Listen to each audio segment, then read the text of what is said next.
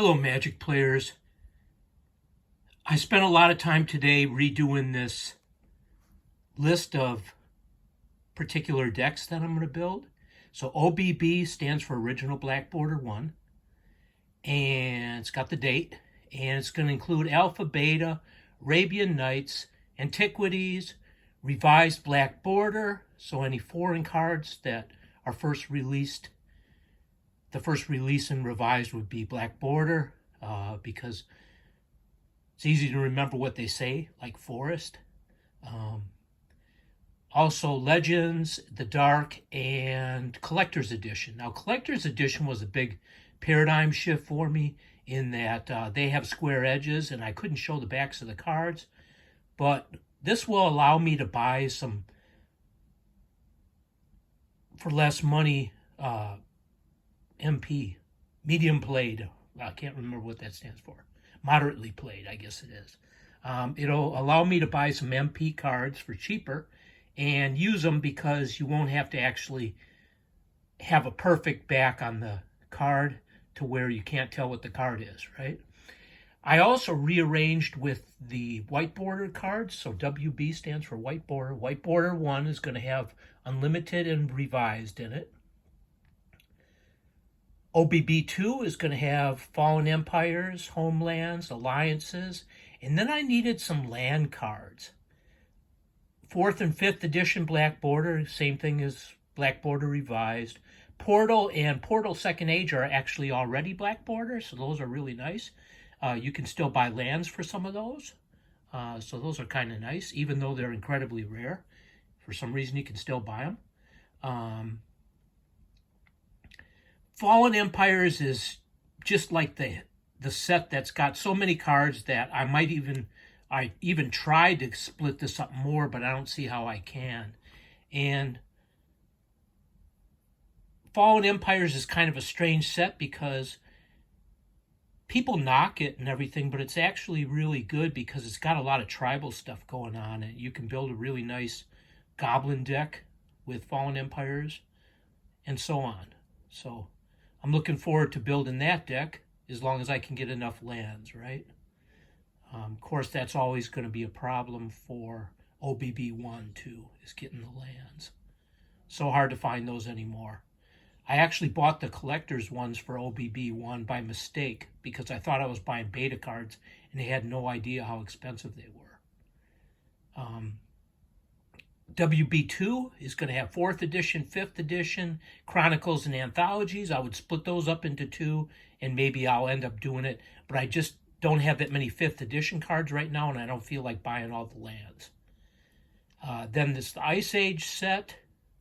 There's the reprints that were made in Cold Snap. Some of them have like even all the way back to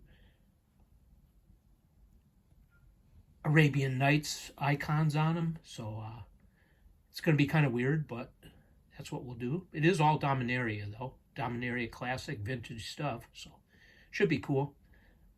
I actually like that set, that Cold Snap set, and the way that they reprinted it. And that's something that I wouldn't mind Wizards of the Coast doing more of. All right, then we have Mirage, Visions, Weatherlight, Tempest with Stranglehold and Exodus. Got the dates in there. Oh, what are those pieces of tape? 6th edition. I didn't know where to put those. BB stands for Black Border because people tell me, oh, you got to get this particular card, Elvish Champion or whatever. And I can't find it in white border. So I end up getting it in black border, and then I got to know where to put it because I don't want any black border cards in my WB sets. So I got to kind of figure out, and you guys can tell me in the comments where you think that would fit in well. I got it on a piece of tape so I can move it around before I write it in permanently. Urza's Tempest, Stronghold, and Exodus, if I didn't mention it. Urza's Saga, Urza's Destiny, Urza's Legacy. I can never remember the order of those last two, so that may be wrong.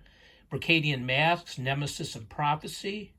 I don't have the date. It's probably 1 year later is when they put out the third set.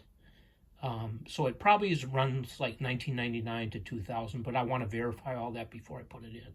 WB3 is going to have 6th edition.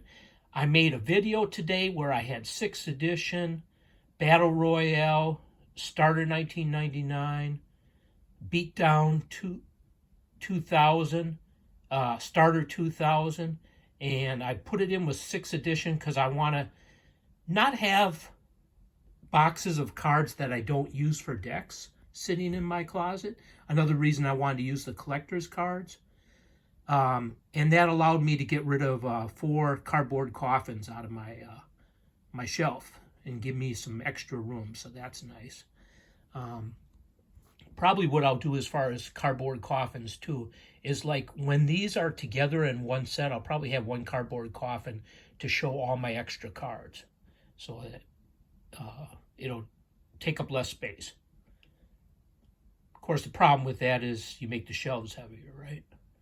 Invasion, Plane Shift, Apocalypse, Odyssey, Torment, and Judgment. WB4 will have 7th edition and Deckmasters 2001.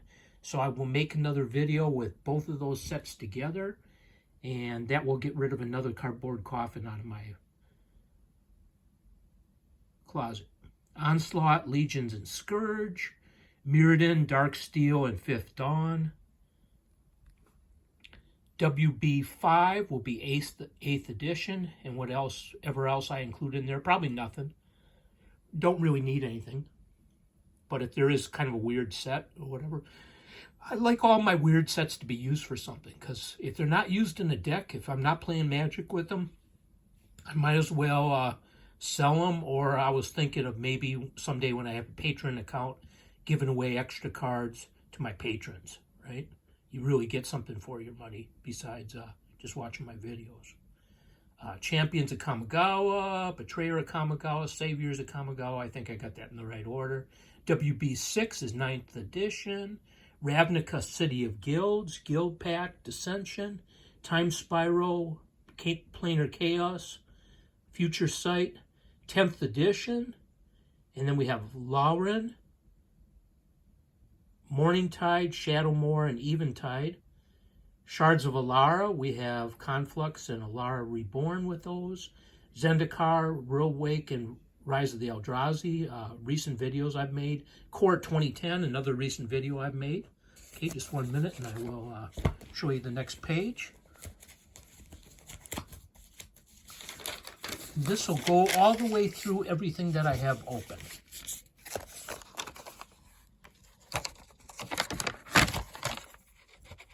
Oh, 1 second, let me get my little bow clip out there. Okay, that's good. All right, Core 2011. Innistrad will have, I've just started making videos for Innistrad. We're going to be following up with Dark Ascension and Avacyn Restored.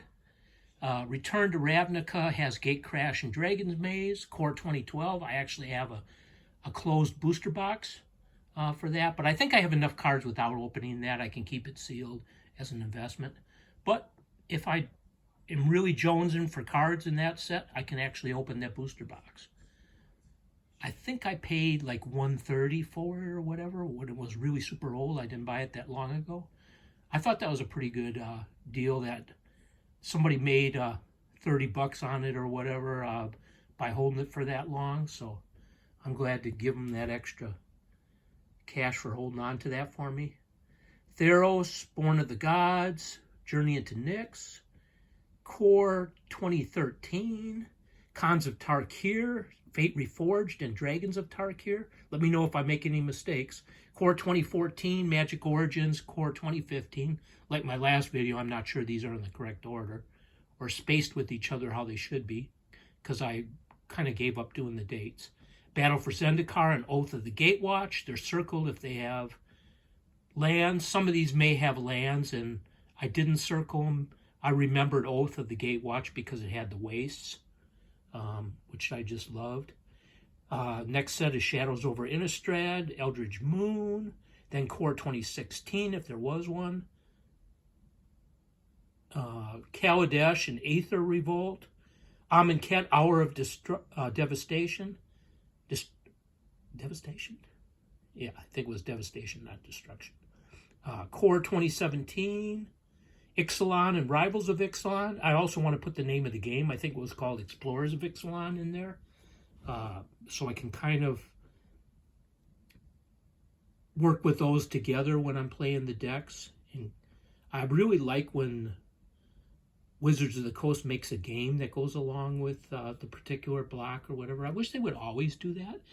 It would be good just for like the tokens and stuff that you would get. You know, like those little punched out circles that they're giving you more and more of. But I like the ones that come in board games when they have them. Core 2018, Core 2019, Dominaria, Guilds of Ravnica, Ravnica Allegiance, and the Guild sets, which I just absolutely love. And I was able to buy them so cheap, and I gave them all away. I should have saved some of them. Throne of Eldraine, Core 2020. I think that's Rudy's favorite core set. Shout out to Rudy. Shout out also to MtG Moxman. Really good advice about spending your money on the reserve, not even necessarily the reserve list, but just on old original cards rather than jonesing for that complete bundle that's so hard to get and spending all that money on it. I think that's really good advice, Moxman. We have Theros Beyond Death and War of the Spark, and they started kind of doing sets that were standalone. I think it's because they lost money on like the second set, and then the third set they lost even more money. So that's why they started kind of doing that. And there was enough in the set to definitely build decks without having those other expansions in there. So I guess that kind of works. Ikoria, Zendikar Rising, and Kaldheim is what I could fit on the page.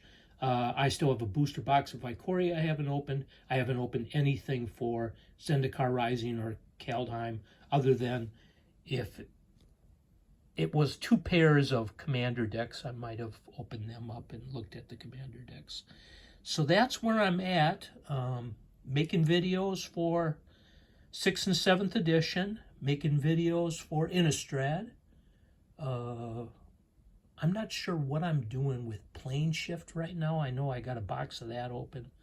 I can't remember what I was doing with that, but I'll figure it out. And that's pretty much it. I spent most of the day sleeving cards. So I double sleeve the cards. So after opening up the cards so that you guys could see them without the sleeves, then I have to go back in and sleeve all those again so I can play with them. And that's pretty much it. Thank you, Magic players. Appreciate it. If you liked it, subscribe and hit the like button, please. Thank you. Bye.